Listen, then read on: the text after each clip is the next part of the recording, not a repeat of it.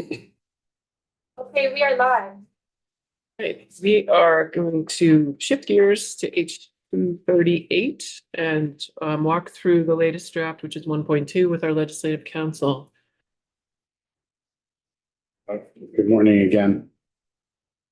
You should have draft 1.2 with a February 24th, 25 date and 3:25 p.m. timestamp. To refresh your recollection, the bill as originally introduced would have created a regulatory program at the Agency of Natural Resources based on a definition of PFAS that was limited as defined by the Federal Toxic Substance Control Act. The agency, you subsequently had discussions that you wanted to use a broader definition based on current statutory restrictions, which that definition is PFAS means a class of fluorinated organic chemicals containing at least one fully fluorinated carbon atom. The agency came in and said that they would prefer not to run a regulatory program based on that definition and instead have proposed adding the 3 additional products that would have been regulated in the initial bill to be added to the Title IX prohibitions, which go into effect in 2027. And that's what the bill does. It's no longer a regulatory program at ANR. It no longer has a trigger based on 15 million people in Northeast states that would allow ANR to regulate PFAS in any consumer product.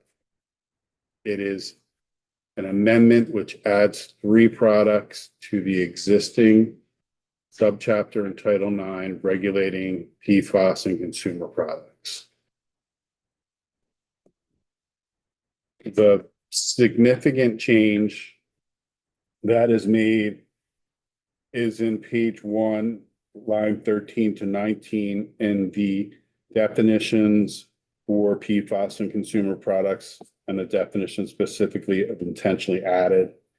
It's being changed to follow that definition that came out of the Act 131 report about what should be defined as intentionally added.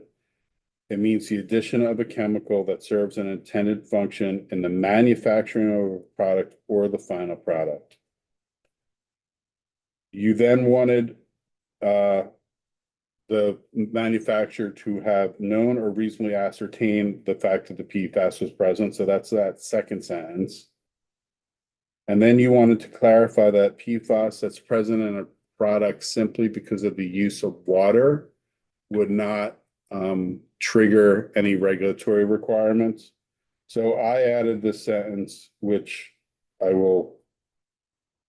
it says PFAS shall not be considered intentionally added if the chemical is present in the product due to the use during manufacturing or processing of water from a public water system or a potable water supply. A public water system is municipal water. A potable water supply is a well used for drinking water. It was just pointed out to me from Bill Driscoll, well, what if it's a well that's drilled for just processing? And there are wells that do that. So I overlooked that.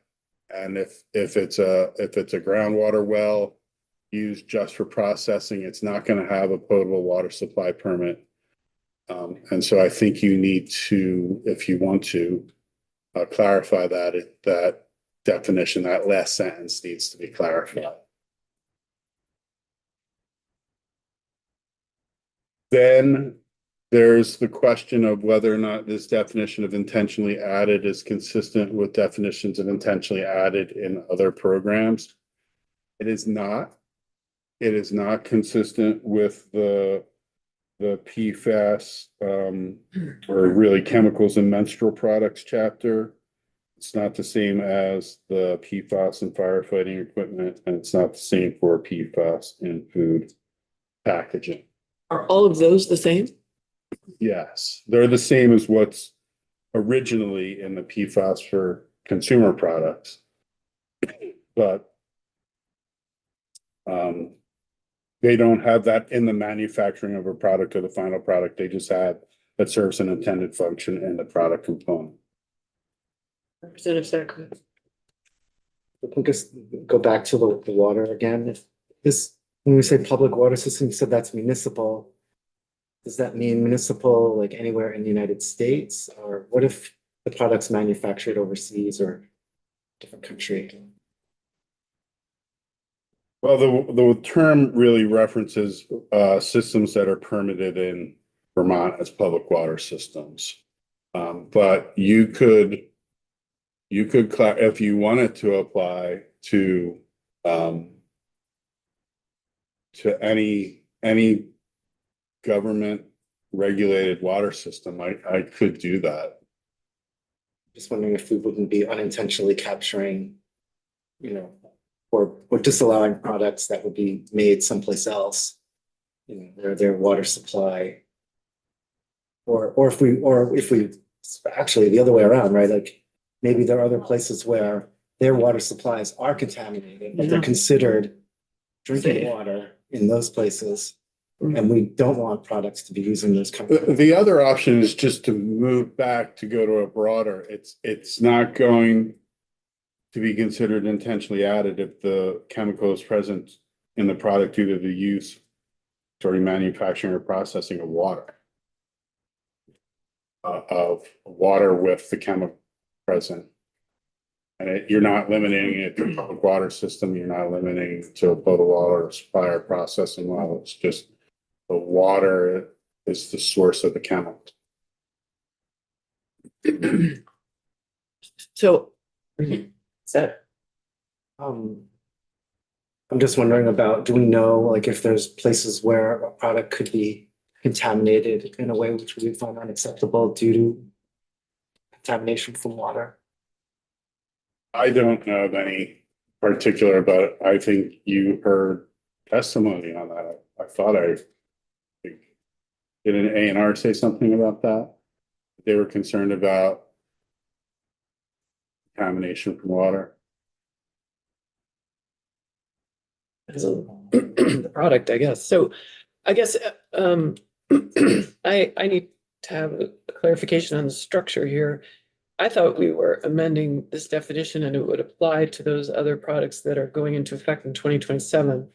Also, I thought, but you're saying this is a new section of statute just for these three products? No.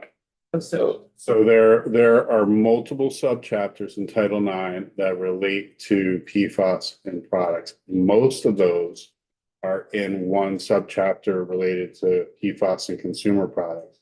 But there are specific subchapters for PFAS in food packaging, PFAS in firefighting equipment, and PFAS, well, chemicals and menstrual products. does it make sense to consolidate them? Well, some of them are broader than just PFAS, like chemicals and menstrual products is not just about PFAS. The others? I would have to take a look at that to be able to fully confirm.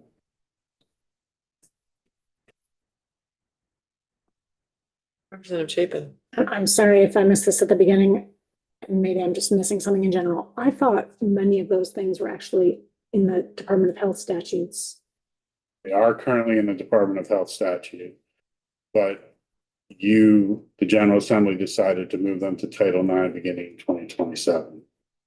The bill under Act 131, it moves them, Yeah, but not until 2027. Okay. So we're adding things into Title IX here now. in 2027. This also, okay, all right, understood. Thank you. I would be interested in getting your assistance in consolidating in any way we could to make this simpler statutorily. Sure. Let me just look at Title IX or Title 18 or. Or even just including more of the language So we can see so it. that we can see it Yeah, be more oriented. would also.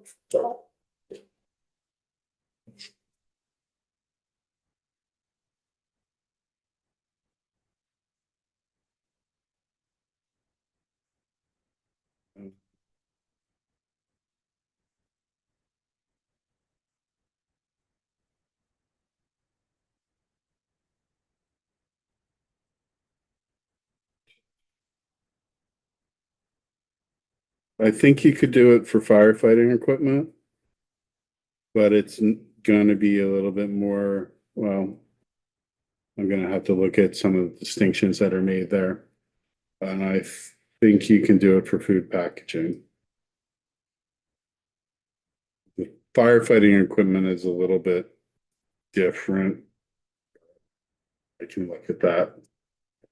I don't think you want to do it for menstrual products because there are 17 chemicals prohibited in menstrual products, and PFAS is only one of them. Well, Okay. Moving off the, Representative Morris. Thank you, Madam Chair. Michael, when the subject of water inclusion in the manufacturing process came up, I was one that I questioned that because it can contain trace amounts.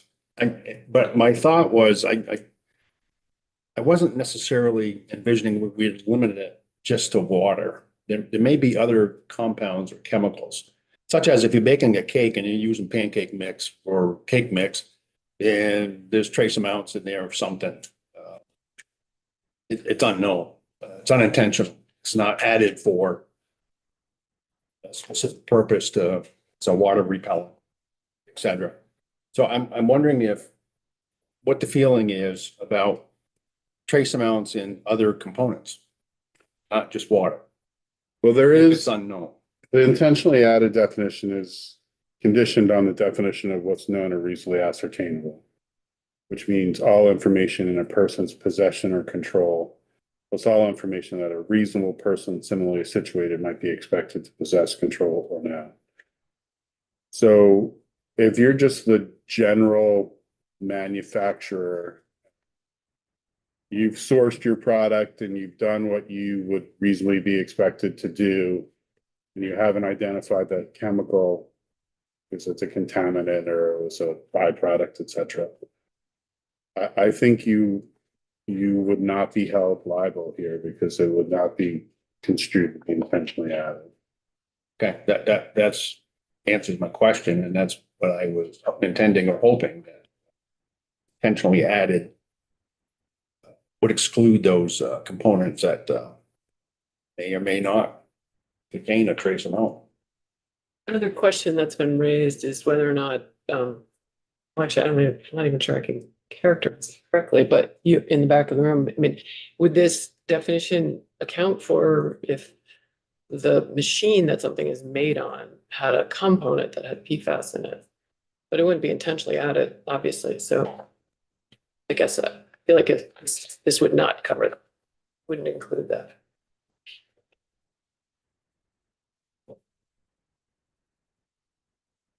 So I would say, would it be serving an intended function in the manufacturing of the product? Now you can imagine use of a chemical that because of its composition, because of its reaction, because of however it's specifically used, could be used just in the processing of it. It might not be in the final product. I guess the question is whether or not equipment that has PFAS in it that then Gets into it. somehow it gets into the chemical, is that known or reasonably known or reasonably ascertainable?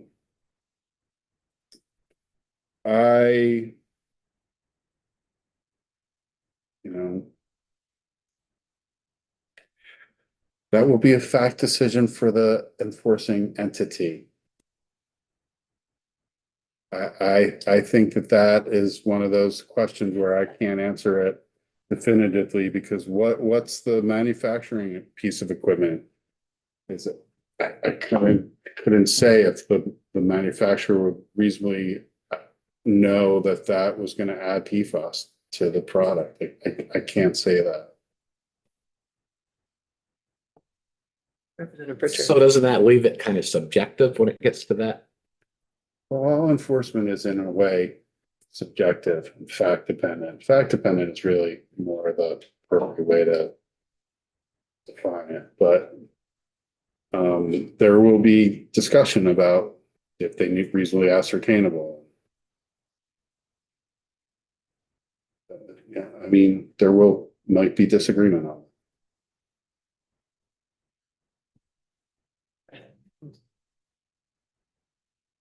Moving on.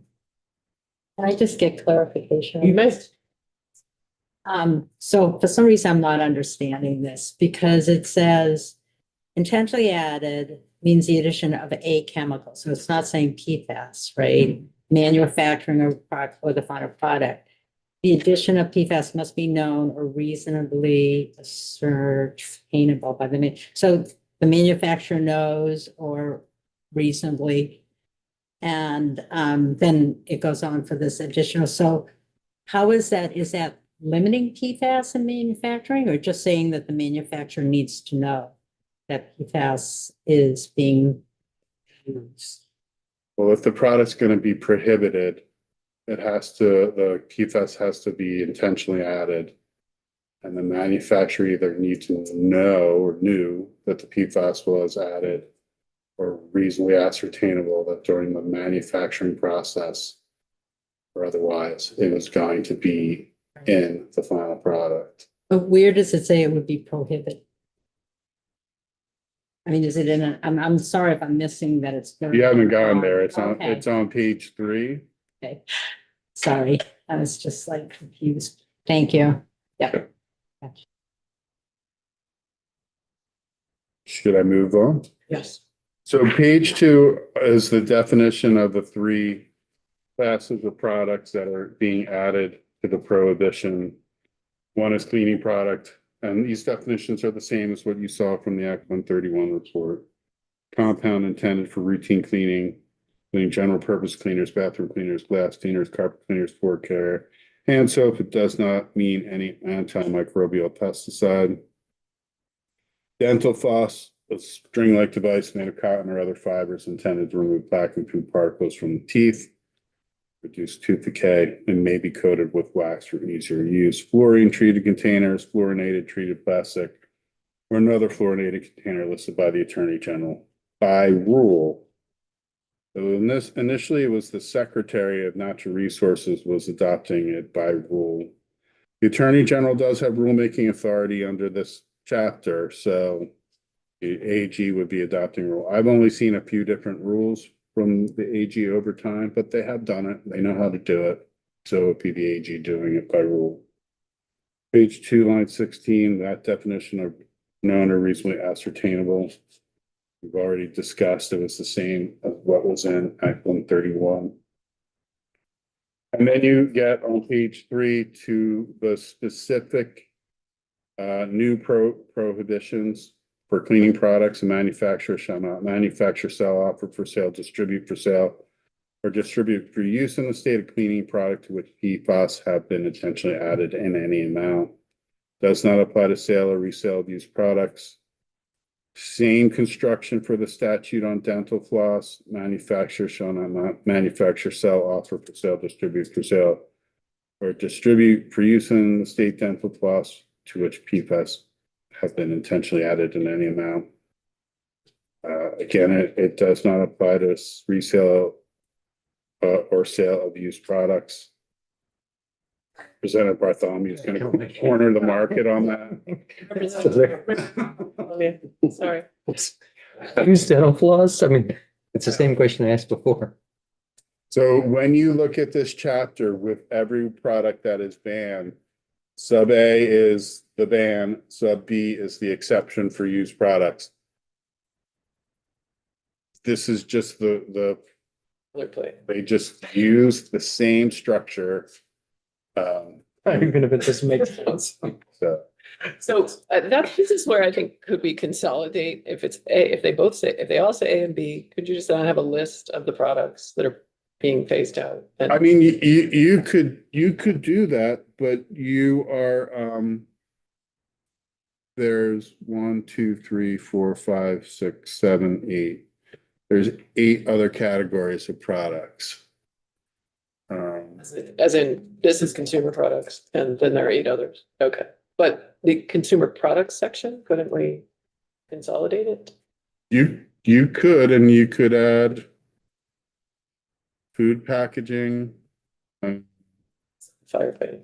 possibly fire equipment. I have to. It's gonna, like, I guess I'm not understanding, even in this structure, why we repeat it. Oh, kind of to John's point. Especially if we're not gonna change the dental floss line under you. But is there a reason that's structured this way? I have not drafted on PFAS in the last 4 years. I can't say why specifically it's drafted this way. I really can't say. It does have duplication. It may be something that is for clarity for the regulated entity. But I don't know if that really So is there, changes if you consolidate. it's more clear if it's consolidated to me, but. Representative Sakowitz. Sale or resale, isn't a resale a kind of a sale, and so it's redundant? Or is it? Pardon me? It says sale or resale, isn't a resale a kind of sale, and so redundant, and we don't need to include resale? I think you want to be, yes, when you use the term used product, sale of used product, yes. I think that is. But it also, yeah, I see your point. You could just say sale of used products. Presumably a used product would have been sold already Mhm. anyway, like sort of. Unless, of course, it was just given away for free. And because above it says, offer for sale, doesn't say anything about resale in A. It just says distribute for sale or distribute for use. So in B then, if it's a used product, could you distribute it for use? As long as Yes, you're not selling it? yes. You could also sell it. Because if it's you. But here it's specifically saying that it doesn't apply to the sale of used products. But if you just wanted to distribute them, you wouldn't be allowed to, according to A, because it's not exempted.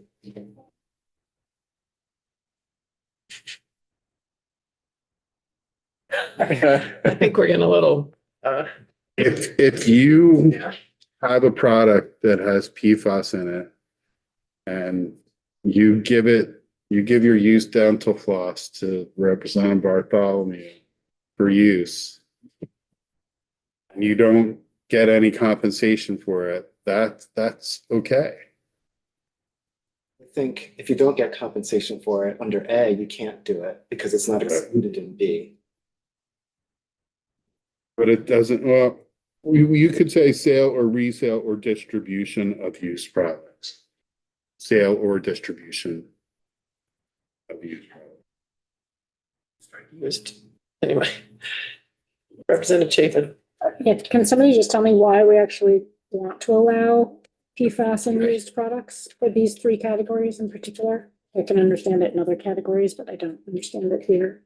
What? So remember that the prohibition, especially for these new categories, doesn't go into effect until 2027. There will be products that will be on the market up until that date that may have PFAS in them that is allowed. Trying to regulate the sale of those used products is going to be, it's pretty much impossible. So generally when these types of programs are enacted, used products are accepted. Just to make it so that things that are already on the shelf can be sold. Things that are on the shelf are not used products. Well, but They are as soon as they're sold. And then how do you regulate the distribution generally from casual sales, like you go to a garage sale and there's food packaging, a food container there that's for sale that may have had PFAS in it. The seller doesn't know that. The seller had no way to know or intentionally know that. And in addition, the prohibitions here are on the manufacturer. They're not on a retailer or a casual sale. It's on the manufacturer. Even though, so that all makes a lot of sense to me if it was in Title 10. But in Title 9, you still think that that's consistent with how we would usually do manage prohibitions? I see your point in Title 10 when you have the manufacturer and a regulatory program that's in a robust program of oversight. In Title 9 where there's not as much oversight, but I still think you need to put that prohibition on the manufacturer. Because I think it's going to be impossible for retailers, unless they're asking for certificates of compliance from manufacturers, to know whether or not PFAS is in a product.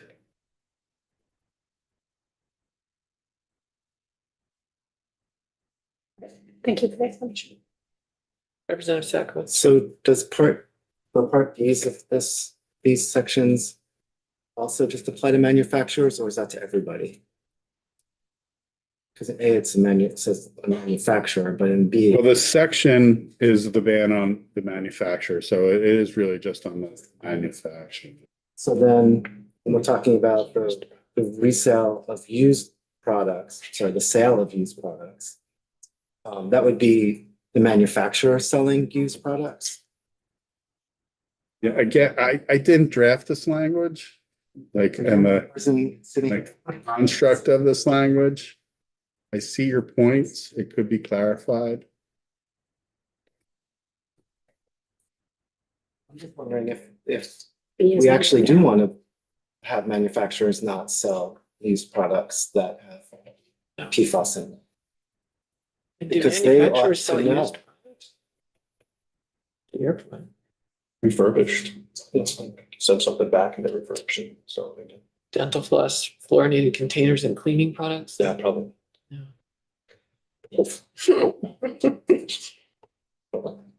Did I move on? I think it would be a time to move on for now. Representative North. Are we about to talk about fluorinated containers or is that included in the discussion we just had? Well, do you have a question about them? I do. Yes. Yeah, so now's appropriate time. Shouldn't we be limiting the application of fluorinated containers only to those products that we're banning PFAS from?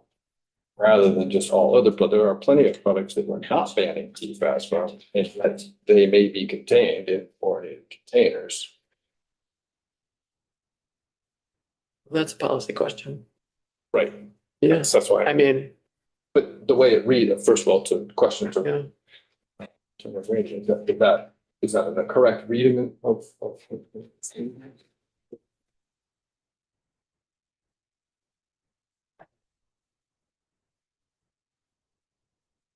Well, that section is dependent on what the AG lists by rule.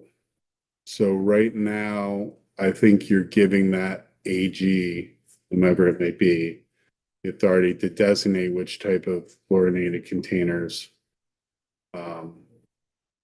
shall be prohibited. So it's not a defined class yet, because it says, if you look at that definition of fluorinated contain, it's I think it's just Senator Sanders. It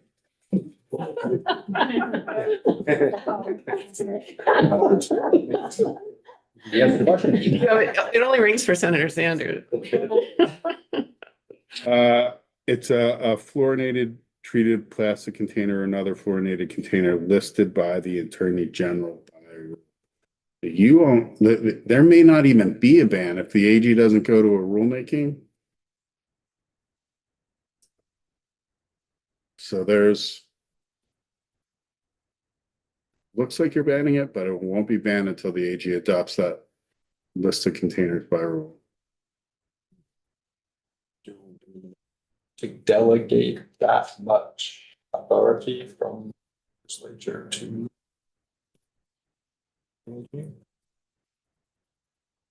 We're trying to make the legislative bans here. But yet we're saying you could ban some of these or not.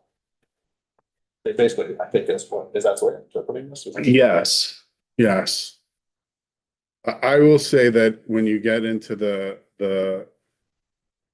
fields where there's chemicals involved and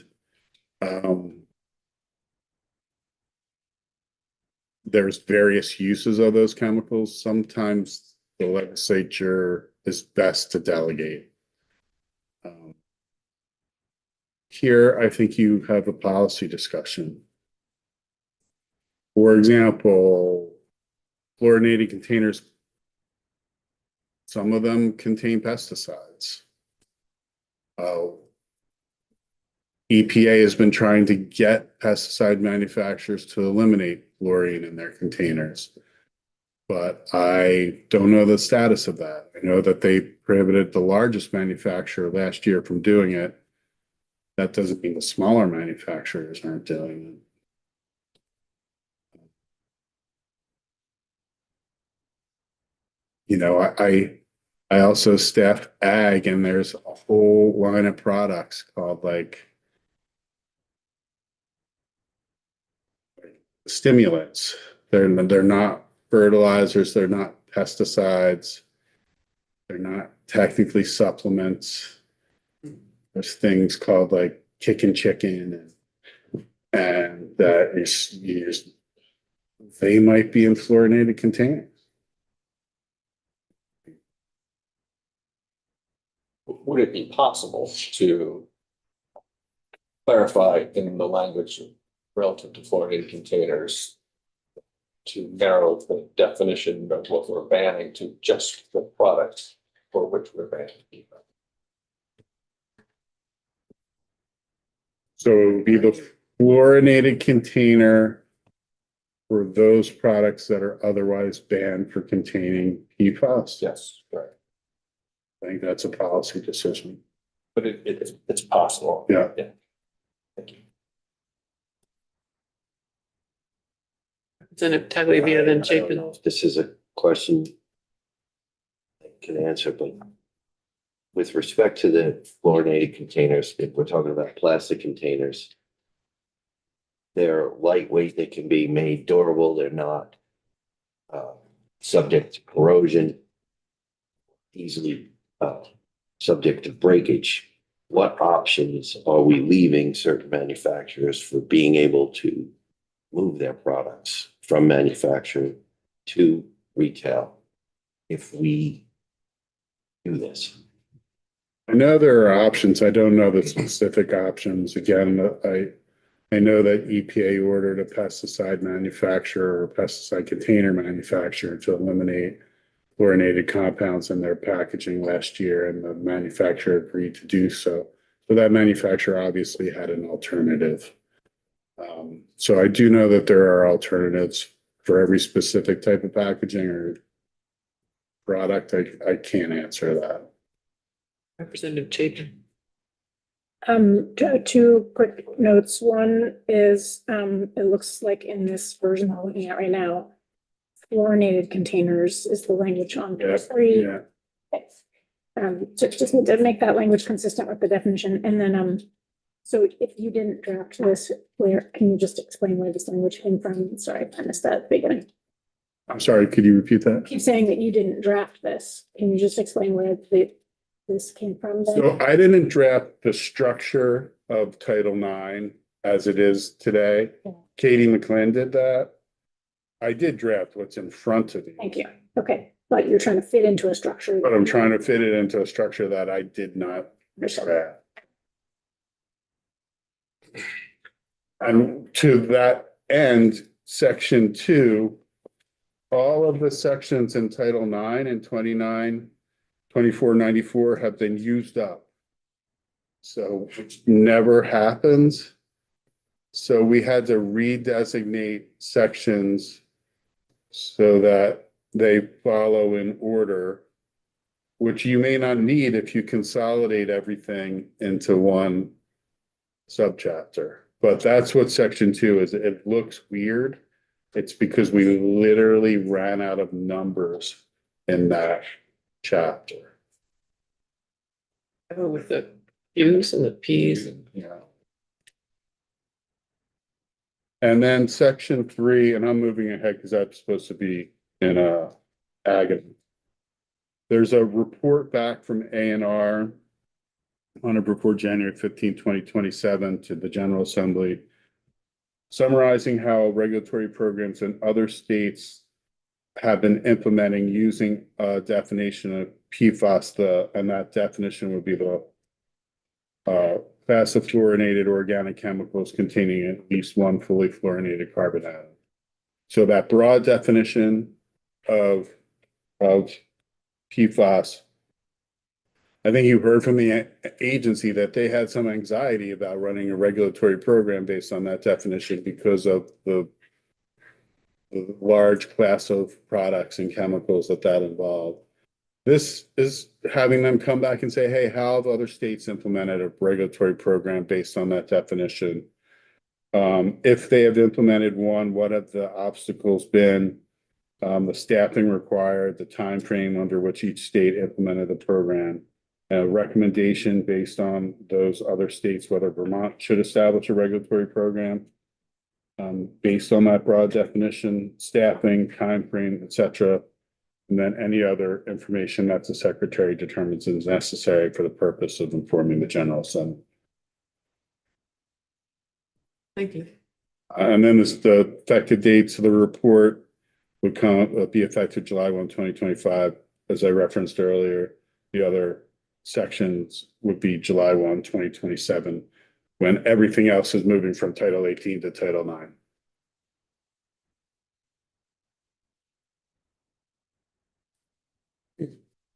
Just a quick question on the date. There, 2020, when would the ban take effect So the prohibition on sale for PFAS contained cleaning products and for dental floss? dental floss, it would be July of 2027. For the fluorinated containers, it's once the AG has adopted that rule and that rule becomes effective. But generally, rules takes 5 to 10 months to adopt, and then there's an effective date of at least 45 days. So for fluorinated containers, it's their authority, the AG's authority doesn't even go into effect until July of 27.